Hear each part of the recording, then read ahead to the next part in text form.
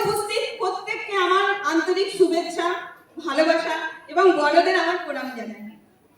আর সমস্ত সিনিয়র যারা আছেন, এলওএস লিডার যারা, প্রত্যেককে আমার পক্ষ থেকে প্রণাম জানাই।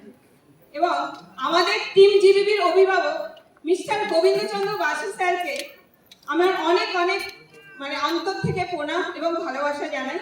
এবং আমাদের টিম জিবিবির মেন্টর, যার ছত্র ছায়ায় আমরা আছি, যার গাইডেন্সে আমরা বড় হচ্ছি একটু একটু করে, মিস্টার বাপ্পা বাসু স্যারকে অনেক অনেক প্রণাম এবং ভালোবাসা জানাই। তো আজকে কি বলবো, এত একটা ভালো লাগা দিন, এই যে পুরস্কার পাওয়া, এত খুশি লাগছে যে এই জায়গায় আসতে কি ত্যাগ করেছি বা কি কষ্ট পেয়েছি, কি বাধা এসেছে, সত্যি বলতে কি কিচ্ছু মনে নেই। আজকে এত ভালো লাগছে, শুধু ভালো লাগাটা মনে হচ্ছে যে এই জিনিস এখানে এসে এত কিছু আমি পেয়েছি। তোর নাম শম্পা বৈদ্য, থাকি বাগুইয়াটিতে। আমি একজন অবশ্যই হাউস ওয়াইফ, তার সাথে সাথে আমি একজন বিউটিশিয়ান। তো এই যে প্ল্যাটফর্মে আসা,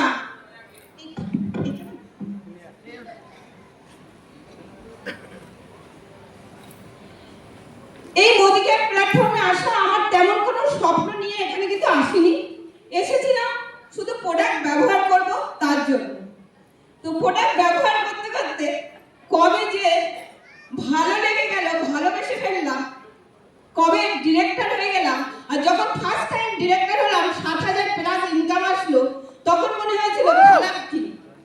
তো আমার মেয়ে আছে, তো মেয়ের যদি পড়ার একটু স্কুলের খরচটা উঠে যায়, তার সাথে সাথে যে 10,000 টাকা ইনকাম আসে মোদি কেয়ার থেকে সাইড দিয়ে, তাহলে মেয়ের পড়ার খরচটা চলে যাবে, অন্তত টিউশন খরচ আর যাতায়াত খরচটা হয়ে যাবে। সেই ভেবে করা, কখনো ভাবিনি যে এটা নিয়ে কন্টিনিউ করব। তো সত্যি বলে এই ইন্ডাস্ট্রিতে সবথেকে বড় যার আশীর্বাদ দরকার, তিনি হলেন আমাদের আপলাইন। আপলাইন যদি সঠিক আপলাইন খুঁজে নেওয়া যায়, আর সঠিক যদি মেন্টর থাকে, তা কখন যে আপনি একজন বড় এই ইন্ডাস্ট্রির একজন লিডার হয়ে যাবেন, আপনি নিজেও কল্পনা করতে পারবেন। তো সেই রকমই আমার স্বপ্নের চোখটা খুলে দিয়েছিলেন আমাদের মিস্টার বাপ্পা বাসু স্যার। তিনি খুলে দেওয়াতে যখন স্বপ্ন দেখতে শুরু করলাম, যখন কাজটা করতে শুরু করলাম, তখনই কিন্তু যত বাধা আসলো। কিন্তু যে স্বপ্নগুলো উনি জাগিয়ে দিয়েছিলেন, সেই স্বপ্নগুলো নিয়ে কাজ করার জন্য, বড় বড় স্বপ্ন, তার জন্য বাধা বলে মনেই হয়নি। কোনো বাধা আমার কাছে মনে হয় না যে বাধা। আমার একটাই লক্ষ্য, আমাকেও যেতে হবে। তো সত্যি আজকে এখানে আসতে পারতাম না। টিম মেম্বারের সহযোগিতা, তাদের আক্রান্ত পরিশ্রম, তাদের ভালোবাসা এবং আমার মেন্টর, আমার আপলাইনের সবার ভালোবাসা, সহযোগিতা আজকে কিন্তু এখানে। তো এটাই বলবো, এটা কিচ্ছু না প্ল্যাটিনাম ডিরেক্টর, এটা খুবই একটা আমার কাছে মনে হয় যে খুব বড় কিছু না। এখনো অনেক বড় জায়গায় যেতে হবে। 3 মাস টাইম নিয়েছি রেড ডায়মন্ড ডিরেক্টর হব। তার মধ্যে অলরেডি 1 মাস হয়ে গেছে, 1 মাস হতে যায়, আর মাত্র আমার হাতে 2 মাস টাইম। তো 2 মাসের মধ্যে এটাই কাজ করতে হবে রেগুলার। আমি যেটা বুঝি, এতদিনে বুঝেছি, রেগুলার কাজ করতে হবে। রেগুলার কাজ করলে সাকসেস হবে।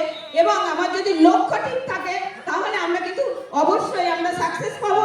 তার আগে বলি, আপনারা যারা আছেন প্রত্যেকেরই মনে হবে যে এই হয়তো হচ্ছে না, আমি হয়তো ছেড়ে দেবো। আমারও বারবার মনে হয়েছিল ছেড়ে দেবো, কিন্তু ভাবতাম এখান থেকে হবে, কিন্তু নিজের প্রতি বিশ্বাস ছিল না। এখন কিন্তু আমার নিজের প্রতি বিশ্বাস এসেছে। প্রত্যেককে বলবো, নিজের প্রতি বিশ্বাস করুন, আপলাইনকে বিশ্বাস করুন, আর এই ইন্ডাস্ট্রিকে বিশ্বাস করুন, তাহলে কিন্তু সাকসেস অবশ্যই পাবেন।